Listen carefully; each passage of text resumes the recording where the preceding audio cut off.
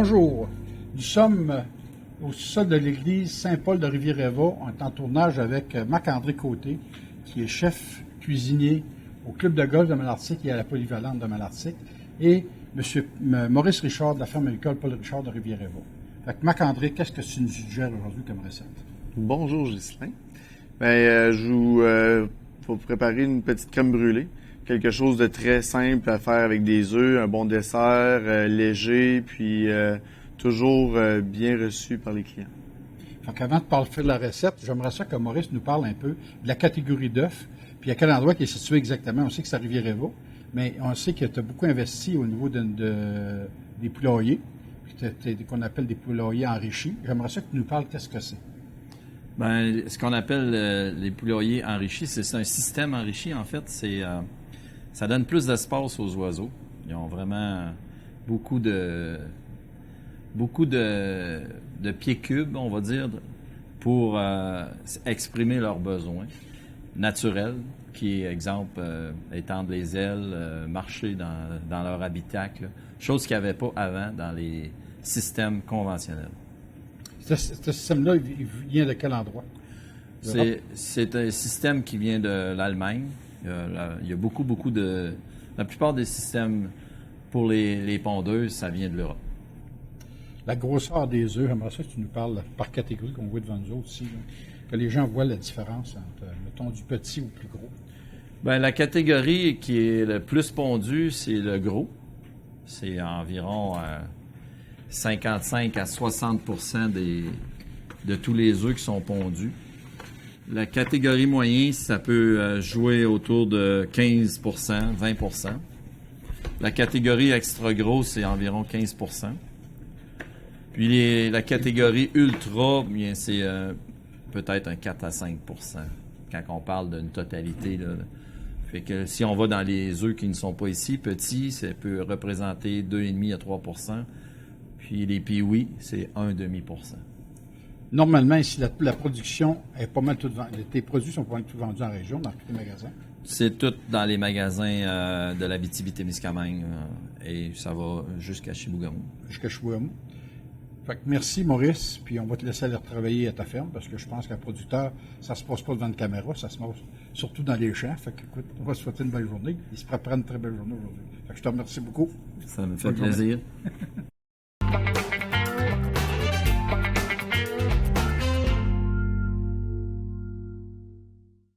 Est-ce que la consommation des œufs nuit à la santé du cœur? À cause de son contenu en cholestérol, les œufs ont été associés à une maladie cardiovasculaire. Cependant, dans les recherches de la dernière décennie, ils tentent à démontrer deux choses. D'abord, pour les individus à risque de développer des maladies cardiovasculaires, par exemple les gens qui ont des taux de cholestérol sanguin élevés, l'Association américaine des maladies du cœur recommande de diminuer l'apport en cholestérol alimentaire. Cependant, ce n'est pas la principale recommandation, qui est de diminuer les gras saturés et d'augmenter l'apport en fibres dans l'alimentation. Parce que, dans le fond, c'est pas tout le monde qui va réagir à une baisse du cholestérol alimentaire sur leur bilan de cholestérol sanguin. Deuxièmement, pour les individus en bonne santé, consommer un œuf par jour n'a pas été associé à l'augmentation des risques cardiovasculaires. Concernant la valeur nutritive des œufs, elles contiennent de la vitamine B12 et du folate, des nutriments essentiels à une bonne grossesse et à la prévention des malformations fœtales. Ils contiennent aussi de la vitamine A et D, principalement dans le jaune d'œuf. Et les œufs sont une bonne source de substituts de viande. 2 œufs suffisent à remplacer une portion du guide alimentaire canadien de viande et substituts. De plus, sachez que la coquille soit blanche ou qu'elle soit brune ou que le jaune d'œuf soit pâle à foncé, la valeur nutritive reste comparable. Quoi ajouter de plus? Sinon que les œufs sont d'excellents agents levants, particulièrement dans les desserts.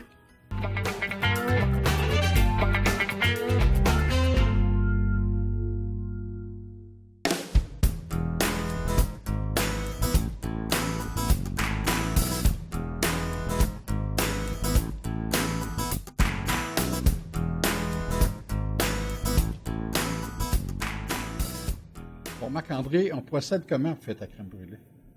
Ben, C'est quoi les premiers ingrédients avec quoi qu'on commence? Je sais que c'est avec des œufs, là. Mais tes œufs, est-ce qu'on est obligé de les mettre à la température de la pièce avant? Moi, je te dirais, étant plutôt cuisinier que pâtissier, j'y vais pas mal avec des œufs que j'ai besoin au moment que j'en ai besoin. S'il faut que je les sorte du réfrigérateur puis que je les utilise à ce moment-là, je les utilise, ça change rien. Des œufs frais, comme Maurice disait plus tôt ou plus tard, mais tu sais, quand l'œuf est frais, tu le casses, il se tient bien, le jaune se sépare bien du blanc. Puis c'est facile généralement à séparer des œufs Est-ce que tu frais. mets le blanc et le jaune là, aussi? Mais... Je mets seulement que des jaunes dans une crème brûlée. OK. Éventuellement, les blancs, vous les gardez pour autre chose ensuite. OK. Puis, tu sais, dans le cas où que vous avez des blancs, vous pouvez les utiliser à plein d'autres recettes. Mayonnaise. Mayonnaise, ouais, on pourrait l'incorporer à une mayonnaise ultérieure. Ou sinon, vous avez Les blancs la chance de mangent. peut-être faire même un autre, c'est ça, un autre petit dessert. Les blancs mangent, Les tu sais. blancs mangent, ouais. C'est quelque chose qui se servait avant beaucoup, tu sais. Puis aujourd'hui, ben, on fait des îlots flottants, tu sais, avec justement des blancs en neige montés à la cannelle, puis qu'on sert sur une crème anglaise, qui est un petit peu le même principe que la crème brûlée. Puis qu'on Mais, peut les mettre aussi. Tu as les monts pour mettre sur une tarte au citron. Ouais, ça c'est aussi, très bon. gardez-la, tu sais. Ouais. Puis, tu sais, je pense en fait, il faut juste les battre un peu, les mettre au congélateur, puis ça se conserve là au congélateur là, Indéfiniment. indéfiniment. Là. Puis ça l'altérera pas tu sais, la protéine d'œuf. Puis ça va être facile à remanier en le laissant au réfrigérateur, le laisser tu sais, dégeler au réfrigérateur. Puis ça doit prendre peut-être une journée ou deux là. Puis vous avez vos œufs comme au début. Là. Est-ce qu'on procède? On peut procéder. Fait que, éventuellement, la crème brûlée que je voulais faire, c'est une crème brûlée à l'érable. Puis on a des bons producteurs d'érable aussi en région, autant que notre producteur d'œufs. Puis c'est ça. J'ai amené là, du sucre de l'érablière Temsuc au Témiscamingue. Puis je vais le faire complètement en fait avec le sucre d'érable. Avec le sucre On pourrait le d'érable. faire avec, en fait, tu sais, pour que ça soit moins dispendieux, on peut le faire avec du sucre blanc. Mais éventuellement, ben, on n'aura peut-être pas toute la saveur de l'érable dans notre crème brûlée. Puis éventuellement aussi, c'est que ben, du sucre fait avec du sirop C'est d'érable, naturel. c'est naturel. C'est C'est naturel. c'est sûr que le sucre blanc est naturel, mais il a été raffiné. Il est traité, ça C'est ça. C'est pas la même affaire, là, tu sais. Mais tu pourrais-tu le faire avec du miel aussi, si mettons qu'il n'y aurait pas de On sucre? pourrait le faire avec du miel aussi, c'est ça. Sauf que on changerait la quantité, par exemple, de liquide dans la recette. Fait qu'on n'embarquera pas là-dedans, là, dans de cette détails. recette. Il y a trop de détails dans ça. Est-ce qu'on procède? Fait que pour la recette, j'avais besoin de 4 œufs.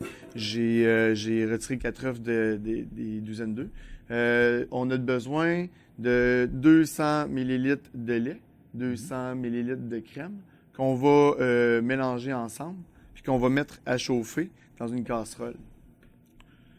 Fait que je mets, on peut mettre les deux dans la même tasse à mesurer, il n'y a pas de Tu les problème. mélanges ensemble. Je les mélange ensemble. Tu veux dire, faire du compte 400 ml. 400 ml de chaque liquide. Ensuite de ça, ben éventuellement, c'est ça. Hein, Est-ce que tu vas Aucune- fouetter le lait pour qu'il se mélange avec la crème ou bien c'est non, pas nécessaire? pas nécessaire. Tu sais, en fait, j'aurais probablement besoin d'une spatule pour m'assurer de ne pas perdre la crème qui est dans le fond de mon chaudron. Mais si dans le cas que vous en avez pas, là, vous pouvez vous servir tu sais, peut-être de votre fouet là, tu sais, pour juste gratter un peu là, la tasse à mesurer. Puis on n'en aura plus besoin. On aurait plus besoin. Puis, à cela, j'incorpore la moitié du sucre que je vais avoir besoin dans ma recette. Fait que j'ai une petite balance. J'ai besoin de 130 grammes de sucre. Fait que Quand 130... on peut, il faut faire attention, il faut l'ajuster d'une balance à cause du plat. Hein? Ouais, ben là, en ce moment, c'est ça. Je l'ai remis à zéro. J'aurais pu faire un ratio, calculer Oui, c'est la tu sais, différence. la différence. Puis, finalement, là, c'est bien plus simple de même. Des petites balances maison qu'on trouve à peu près dans Dans les grand marché. grands Oh, marchés de ouais. quincaillerie, C'est ça. Puis c'est le fun d'avoir. C'est pas très dispendieux. Puis c'est plus précis que prendre une demi-tasse Ou, tu sais, Non, ouais. Fait qu'à 130 grammes, puis ça sent bon en plus en passant. ça sent Du sucre très d'érable, là. Ça sent très bon. Fait que je prends juste la moitié, puis tu sais, je vais pas, je vais à l'œil, là. Ok. Je fais juste mélanger un petit peu pour éviter que ça fasse un amas dans le chaudron. Puis je vais le faire chauffer tranquillement sur le rond. As-tu vu le restant de sucre en même temps? Je vais attendre pour le restant de sucre. Le restant de sucre qui va être beaucoup plus utilisé À la dans... fin? Non, pour faire se mixer avec les jaunes d'œufs. Ok. Parce qu'éventuellement, quand on... Genre, partir avec mon... Je le garde. Je le garde avec moi. Fait que pour bien faire, éventuellement, des œufs mixés avec du sucre, avec une petite, tu sais, en fouettant, se blanchissent. OK. Puis quand on blanchit les œufs, ça fait comme si... ça fait quasiment comme une pâte à gâteau. Puis éventuellement, là, je vous dis, là, je fais une technique de crème brûlée qui est style cuisinier. Hein? Parce que style pâtissier, là, je me ferais taper ses doigts. Pour une raison. C'est ta recette à toi. C'est ma Ça, recette il y a à une moi. particularité quand on Ouais. fait une crème brûlée.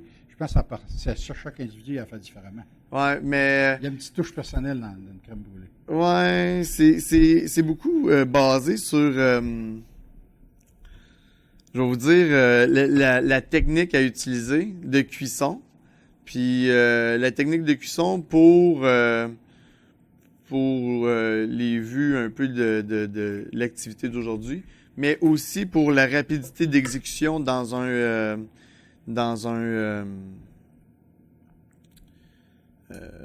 restaurant. Avoir, Ça soit assez rapide. faut que ce soit assez rapide.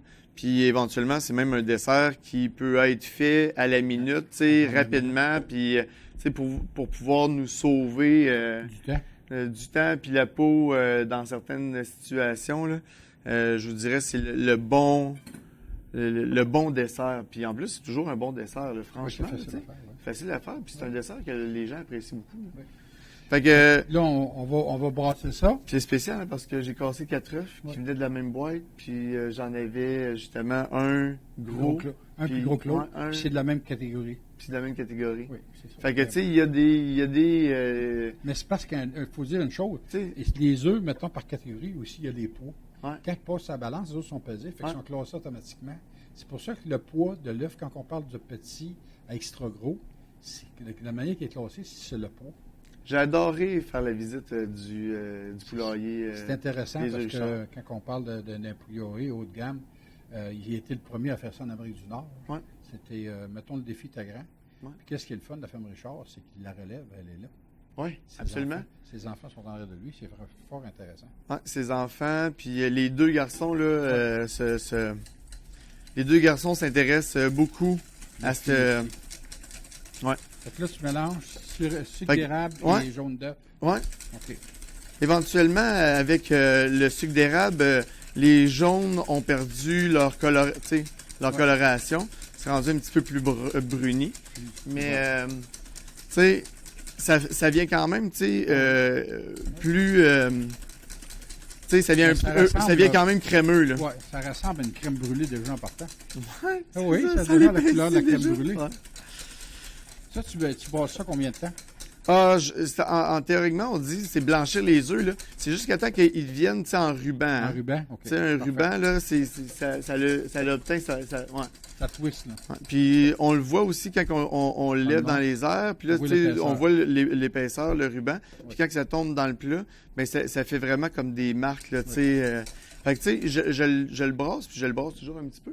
Puis, je vais aller voir la crème. On va être rendu à peu près là, tu sais. En fait, on devrait déplacer notre... puis éventuellement, Nos les blancs, ben, on ingrédients. va les garder pour une autre recette, un autre moment donné, là.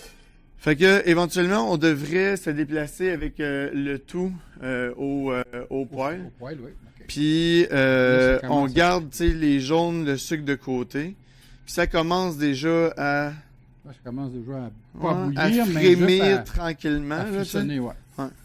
Fait qu'on on va l'aider, on va juste le flatter un peu là, dans le chaudron. Là.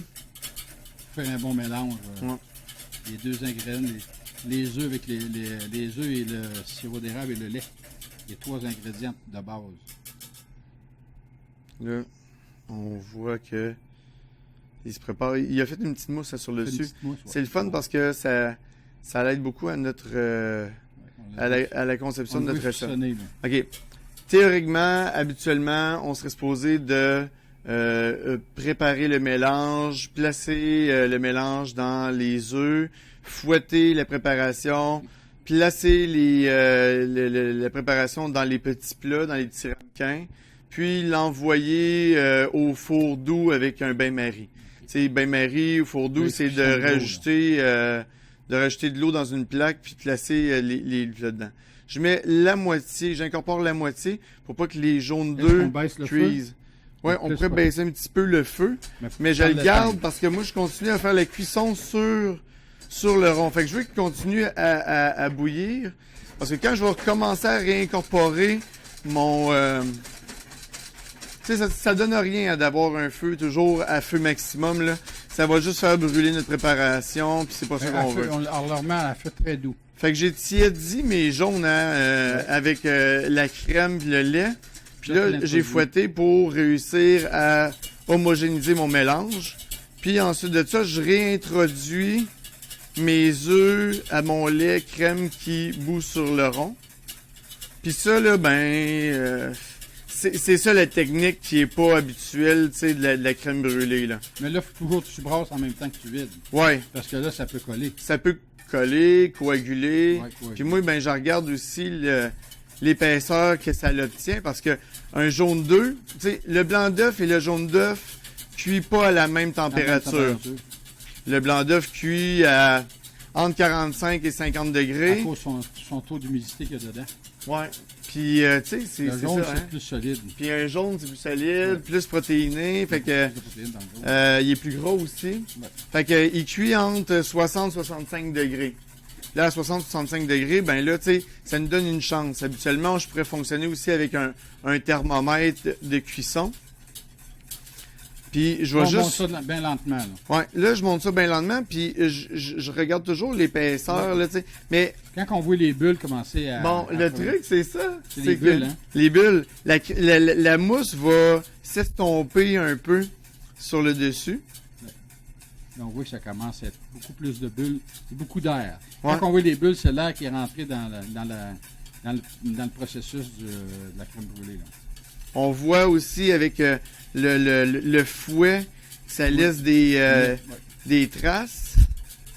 Il épaissit, là. Il épaissit, là. Ouais, quand on Là, voit des traces, c'est parce qu'il épaissit. La cuisson de l'œuf se fait, là, tu sais, Ouais. tranquillement, pas vite avec la crème. Tu sais, on veut pas la pousser trop. J'ai quasiment...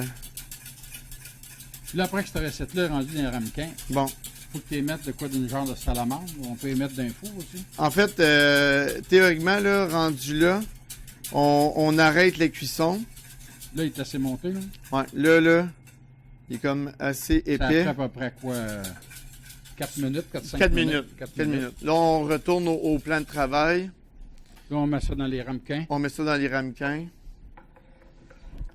On peut prendre une petite louche. Là, on va aller ouvrir la salamandre. Ouais. Puis on peut, en fait, il va falloir laisser un temps de refroidissement. Parfait. Je vais m'occuper de la salamandre, là.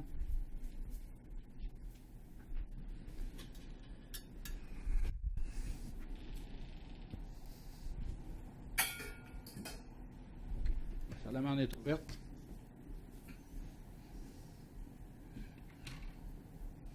Fait que c'est vraiment très Ça crémeux. sent Hein? bon. Oh, ça Ah, sent puis ça sent super bon. Hein? L'odeur de l'érable, hein, c'est tellement parfumé. Ouais. Surtout produit de l'érable de l'Abitibi-Témiscamingue. Surtout venant du Témiscamingue.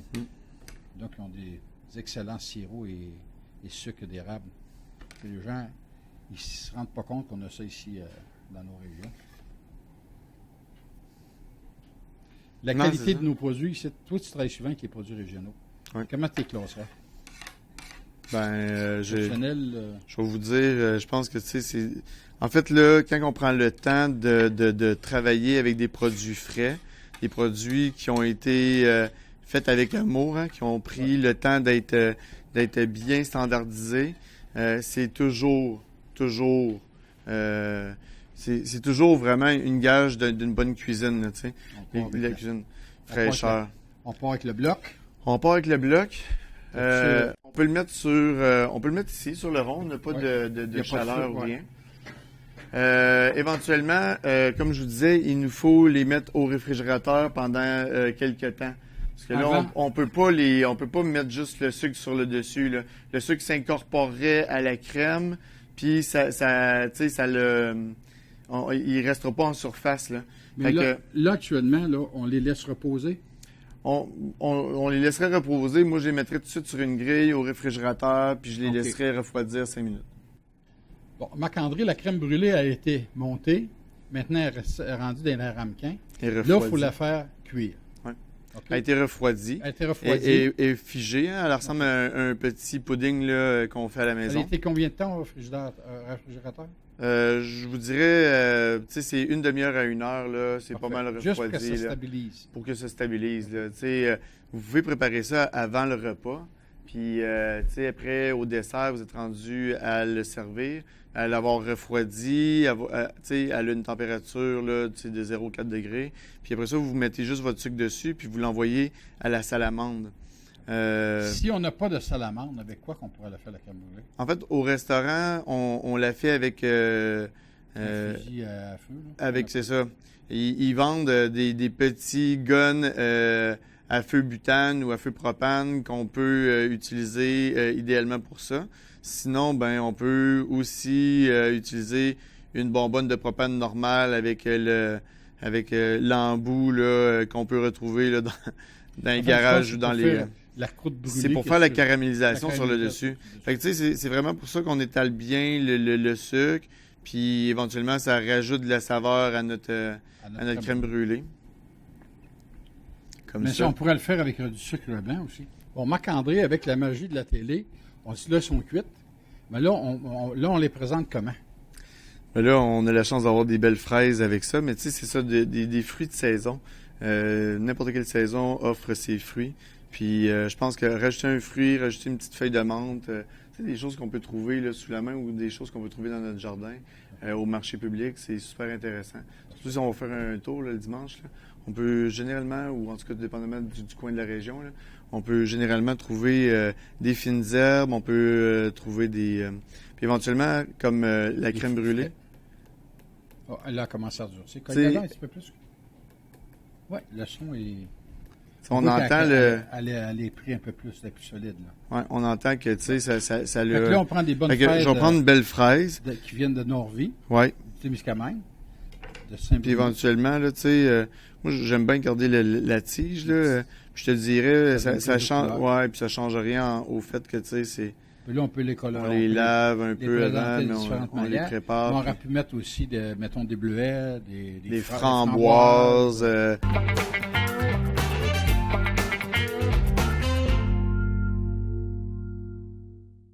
Marc-André, là, on est rendu comment faire une mayonnaise. Moi, j'aimerais ça, dans toutes les astuces, comment les gens se posent tout le temps la question, comment on monte ça de mayonnaise. Ouais. Et en premier, moi, je regarde, tu as fait un genre de beigne avec un apron. Pourquoi? En cuisine, on n'a pas tout le temps un aide à côté de nous pour monter une mayonnaise. Je vais l'utiliser aujourd'hui pour justement m'aider à monter la mayonnaise. Okay. Mais lorsqu'on n'a pas d'aide ou lorsqu'on veut garder notre... en fait, on appelle le saladier ici un cul de poule. Si on veut garder le cul de poule bien stable sur une table, tu sais, une planche de bois, puis qu'il ne glisse pas pendant qu'on fait notre mayonnaise pour réussir à monter la mayonnaise, puis garder une main sur la tasse. Oui, absolument. Okay. Ben, on a besoin d'aide. Puis ça, ce petit beigne-là là, est parfait. C'est pour garder une stabilité de mon bol. Okay. Parce que là, tu es les deux mains occupées, là, tu ne peux pas avoir une troisième main. Tu peux pas avoir une troisième main. Aujourd'hui, ça va être moins. Il va tenir le bol. Non, tu vas couler l'huile. moi, je vais tenir le bol. Okay. Non, on va donner un petit peu plus de job. Okay. Fait que, tu sais, tout dépendamment du cuisinier ou du chef ou de la personne qui fait la mayonnaise. J'ai eu des chefs qui m'ont dit, regarde, pourquoi tu perdrais un œuf complet lorsque il peut s'incorporer complètement à ta mayonnaise, puis sans nécessairement, tu sais, changer ou altérer là, la saveur ou la couleur ou la formation là, tu sais, de l'émulsion là. Parce qu'éventuellement, c'est une sauce émulsionnée à froid, hein, une mayonnaise. Hein. C'est avec l'air qu'on va incorporer au travers de la protéine d'œuf puis de l'huile qui va faire que notre mayonnaise va monter. Éventuellement, pour faire une mayonnaise avec un peu de saveur, puis éventuellement, moutarde de Dijon. Puis ça a aussi un peu pas l'acidulité, mais tu sais, c'est assez dense pour que ça stabilise, puis ça l'aide à la formation, là, tu sais, entre l'huile puis l'œuf d'un bon... Parce que les gens ont tout le temps de la misère d'une bonne faire de fermeté. mayonnaise. Ouais. Ils savent pas... ils n'ont pas les trucs si tu veux pour monter une mayonnaise. En fait, tu sais, vraiment, là, tu sais, je l'amène, puis là, tu sais, je la fouette. Tu sais, si je serais seul, bon, ben, je vais vous montrer qu'est-ce que ça sert, le beigne, là. Ouais. Mais si je suis seul, là, l'important, là, c'est, mon beigne, il tient bien mon bol, là. Mais l'important, là, c'est juste la vitesse à laquelle je vais couler mon huile dans mon bol. Là, on voit que, tu sais, elle a une... Ouais, elle est belle, là. Il manque un petit peu encore. Ouais. Fait que, tu sais, l'huile, là, ouais. La quantité de l'huile, c'est ça qui fait aussi, hein, que, tu sais, il y a, tu sais, elle se densifie. Parce que plus qu'il y a d'huile, plus qu'elle devient, elle devient solide, hein. Ouais, c'est ça. Il y a de la consistance dedans. Avec un œuf, qu'est-ce qu'on peut faire, hein? Ah! Incroyable. C'est incroyable. Puis là, tu sais, c'est ça. On parle d'émulsion à froid. Il y a l'émulsion à chaude avec une sauce béarnaise. Mm-hmm. Tantôt, on faisait un blanc d'œuf monté pour faire une meringue.